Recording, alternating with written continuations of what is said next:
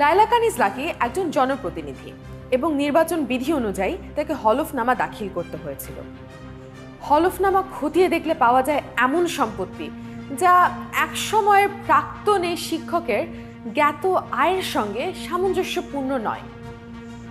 Lucky কি তাহলে মতিউরের private safe? জানাবো আজকের স্টার নিউজ প্লাসে।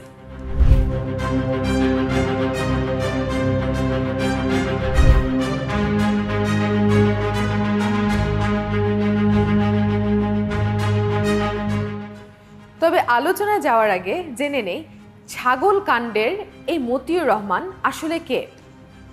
মতিউর রহমান একজন ফার্স্ট ক্লাস অফিসার, জাতীয় রাজস্ব বোর্ডের কাস্টমস এক্সাইজ ও ভ্যাট অ্যাপেলেট ট্রাইব্যুনালের সভাপতি। গ্রেড 1 চাকরিতে তার মূল মাসিক বেতন ৭৮,০০০ টাকা। আয়কর নথিতে লাকির সম্পদের পরিমাণ 10,31,00,০০০ টাকা দাবি করা হলেও পর্যবেক্ষণে দেখা যায় তিনি তার সম্পদের পরিমাণ অনেকখানিকই কম দেখিয়েছেন। তার সম্পদের বিবরণী অনুযায়ী ঢাকা, নরসিংদী, গাজীপুর, যশোর ও নাটোর জুড়ে তার আছে ৮ একর জমি। তার সিংহভাগই অকৃষি জমি। একই সাথে 5টি ফ্ল্যাটেরও মালিক তিনি। এই সব কিছুরই মোট মূল্য দেখানো হয়েছে মাত্র 5,19,00,000 টাকা। তার অকৃষি জমির মধ্যে রয়েছে ওয়ান্ডার পার্ক ইকো রিসর্ট, যা হলফনামায় তার অথবা তার উপর নির্ভরশীলদের কারো খাতে দেখানো হয়নি। লাকির কাছে 6 কোটি টাকার বিনিময়ে জমি বিক্রি করেছেন এমন একজনের সাথে কথা বলেছেন আমাদের প্রতিনিধি। তাহলে মোট ভ্যালু 5 কোটি কি করে হয়? সম্পদের এই তালিকায় দেখানো হয়নি রায়পুরা উপজেলার মারজাল গ্রামে তার প্রাসাদের মতন বাড়িটিও। বহুল আলোচিত এই বাড়িটি উঁচু প্রাচীর দিয়ে ঘেরা।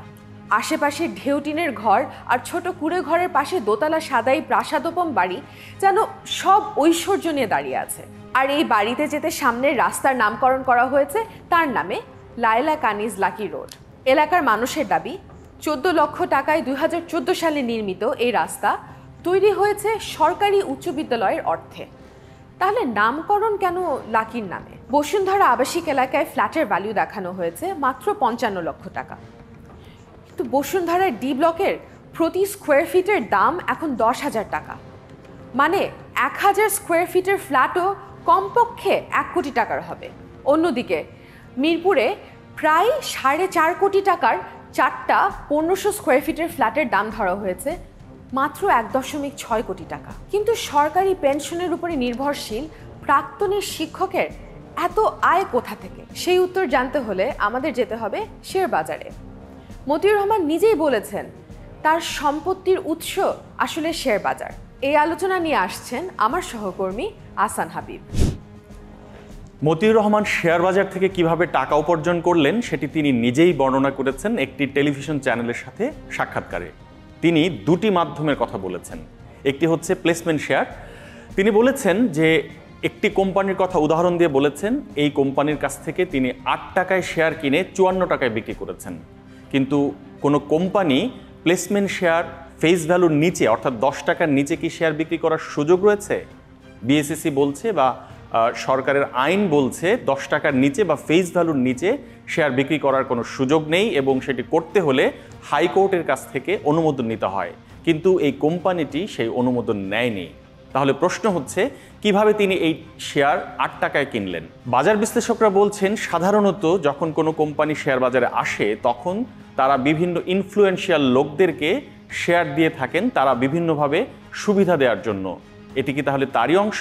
মতিউর রহমান নিজেই বলেছেন যে এই যে তাকে 8 টাকায় শেয়ার দেয়া হলো তার বিপরীতে তিনি এই কোম্পানিটিকে লিস্টিং করার জন্য বা তালিকাভুক্ত করার জন্য কনসালটেন্সি দিবেন। কিন্তু একজন ব্যক্তি কনসালটেন্সি কি দিতে পারেন? বিএসইসি বলছে তার পক্ষে কোনোভাবেই কনসালটেন্সি দেওয়া সম্ভব নয়। একদিকে বাংলাদেশে এই মুহূর্তে 66টি কোম্পানি রয়েছে যারা লাইসেন্সধারী এই কনসালটেন্সি দেওয়ার জন্য।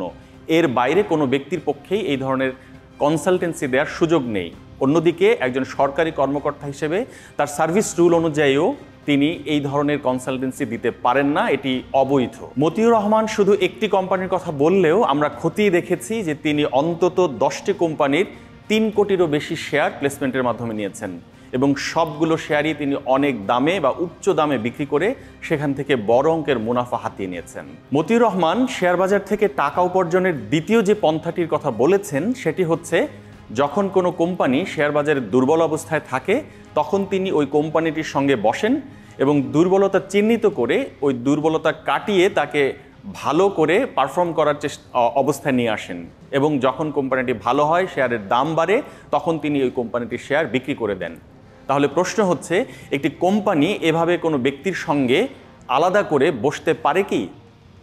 ইনসাইডার ট্রেডিং যে রুলস রয়েছে বিএসএসির, সেটি বলছে কোনো কোম্পানি এ ধরনের বসতে পারে না। কারণ কোনো কোম্পানি যদি কোনো বিষয়ে জানাতে হয় তাহলে সকল শেয়ার হোল্ডারকে জানাতে হবে। কোনো একজন ব্যক্তিকে যখন জানান, এটি আসলে ইনসাইডার ট্রেডিংয়ে পড়ে যায়, যেটি আইনগতভাবে নিষিদ্ধ। তাহলে কিভাবে মতিউর রহমান এই ধরনের কোম্পানিগুলির সাথে বসলেন? বাজার বিশ্লেষকরা বলছেন, সাধারণত যখন কোনো ব্যক্তি ইনফ্লুয়েন্সিয়াল হয় বা অনেক বেশি ক্ষমতাবান হন, তখন তারা এই ধরনের ক্ষমতার ব্যবহার করে বা অপব্যবহার করে তারা বিভিন্ন কোম্পানির সাথে বসেন এবং এই ধরনের সুযোগ নেন, যেটি শেয়ার বাজারকে কলুষিত করেছে নানান সময়ে। শেয়ার বাজারে বিনিয়োগ করে নিঃস্ব হওয়া মানুষের সংখ্যা বাংলাদেশে কম নয়। অন্যদিকে মতিউরের মতন মানুষেরাও আছে যারা অভ্যন্তরীণ নলেজ নিয়ে ইনসাইডার ট্রেডিং করে 12 লাখ টাকার ছাগল কেনার মতন সম্পত্তির পাহাড় তৈরি করতে পারে। সরকার বলে তাদের বিরুদ্ধে কঠিন ব্যবস্থা নেওয়া হবে, কিন্তু আইনের মারপ্যাচে আগেও তো মতিউররা পার হয়ে গেছে, এবারও কি তাই হবে?